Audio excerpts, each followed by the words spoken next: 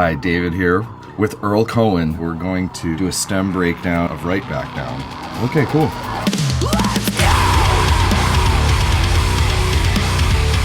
This is my favorite lyric in the song, and like harmony combination.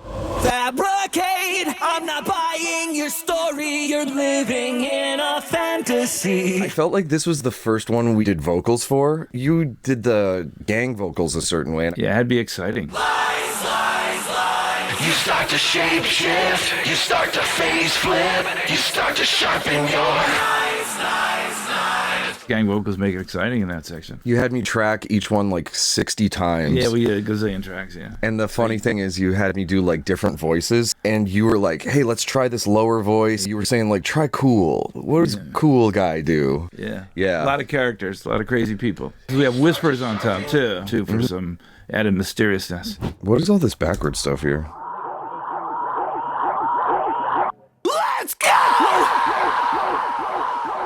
That sounds like something we'd do. Oh, yeah. Printing things and flipping it around. Yeah. A few things that came up, it just added a lot of cool color and depth for a verb and delay. And every time I leave you to work on a track for a while and then I come back, the reverbs are always so cool.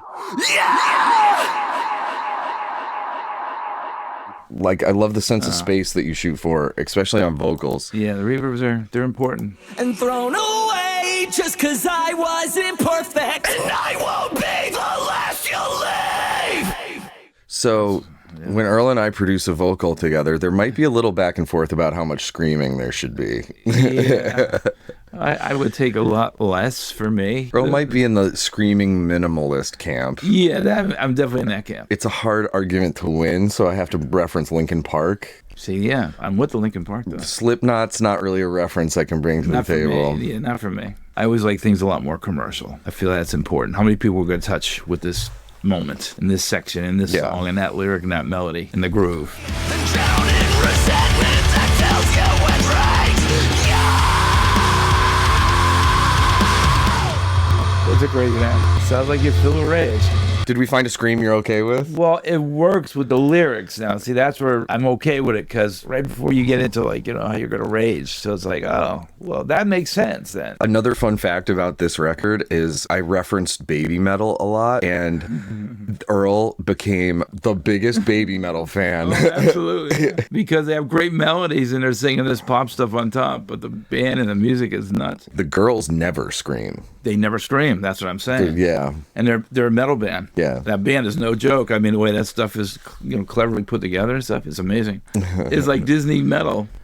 Yeah, I like how innocent and safe it is. It's not like... Yeah, and that's where I always go, just sing, Screaming, I think, just scares the girls away. That's my take. I was so struck by how cool the bass sound we got on. We blended the synths with the bass, so cool in here.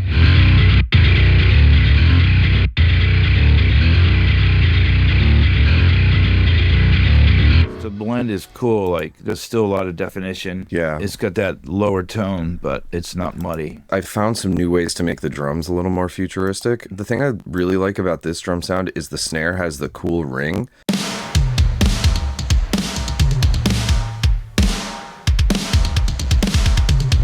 Yeah, the ring's in there.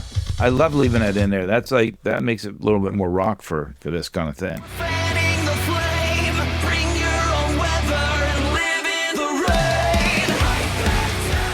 This mute, courtesy of Earl Cohen. Yeah, big about mutes. It's so important to take everyone on a ride with your song. My analogy is like, if you go to a music park, do you want to go on the kiddie roller coaster or you want to go on the grandiose roller coaster? Bigger ups and downs. And unpredictable. You don't see the turns and the stuff coming, but you got to really spend time trying all these things, because sometimes they're just corny, a lot of them. You might go through like 10 different ways of doing a transition, and all of a sudden that one just like feels right. But that felt right because it just needed to be broken up for me. So it just kind of had another lift into the B chorus. That's why I'd prefer to get a lot of this done at the demoing phase, but some of it gets done during mixing, and it's like it's nice to...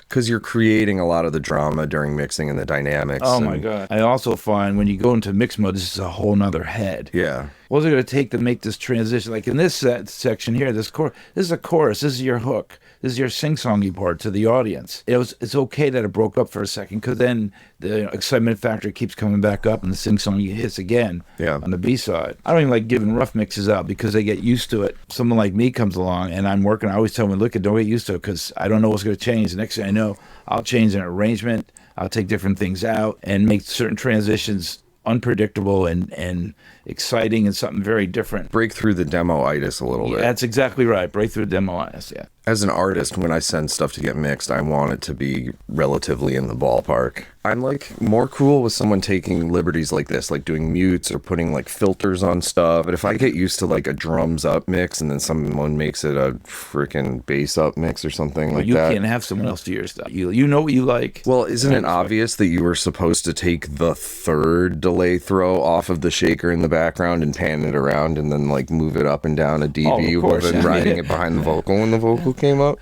I thought that was pretty obvious. Okay. I can't let go until I talk to you. I talk to you, and I have to know that we will make it through. We'll make it through this. I love this section. Yeah, this is my favorite section. This was challenging for me to sing because it was so high that you introduced me to Max to get vocal lessons. I remember you had this melody and it was in a higher register, so it was a little tough for you to do. Oh, yeah. It's been a while getting it, but yeah. I think we got something that turned out good.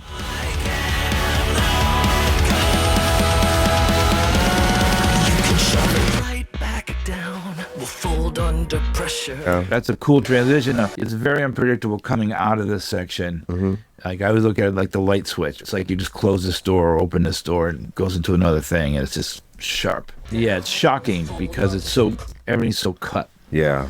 This is like a really wild section. Yeah, we put so much crazy stuff in here.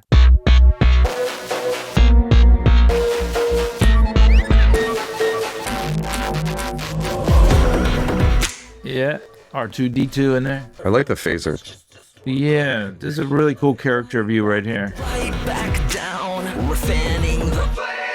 Bring your own weather and live in the way. Then you can shove it.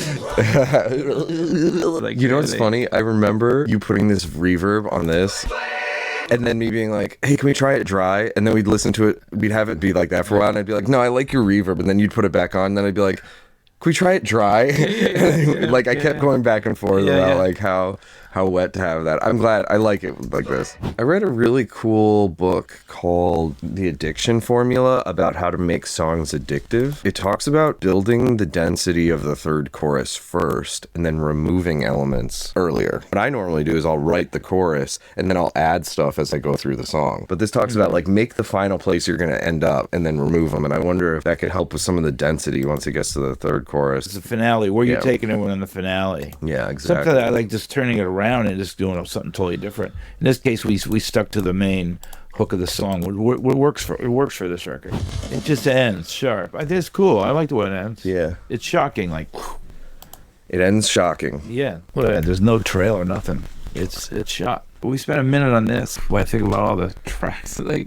It's a lot of tracks. A lot of stuff. Man. Yeah. We just had the vocal session alone was nuts. Yeah. But it paid off. Like it all gels together good. I remember when the label heard the first draft, they were really stoked on it too. They didn't give us any notes the first time because they were distracted by just enjoying it. Yeah. Which is cool. It was a wild ride to make.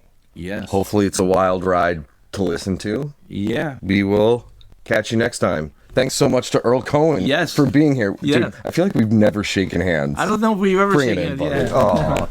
It's so funny here it is 20 years later, we're still doing the same stuff. Thanks for watching. Bye-bye. Okay, bye. Bye-bye. Bye-bye. It just ends.